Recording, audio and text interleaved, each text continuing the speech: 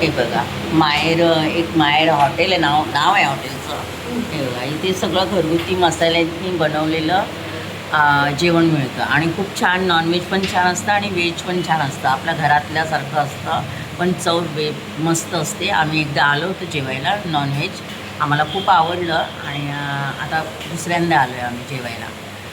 अभिषेक पण तेव्हा होता ना, तू अभि जेवायला ते आला होतास ना? आलेला आला होता, हां हां, नाही म्हणते बघा.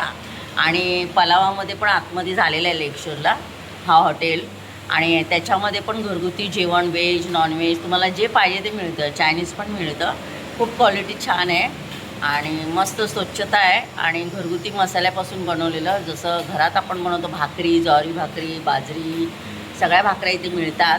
तुम्हाला जे पाहिजे ते मिळतं इथे. तुम्ही एकदा व्हिजिट करायला या हॉटेलमध्ये.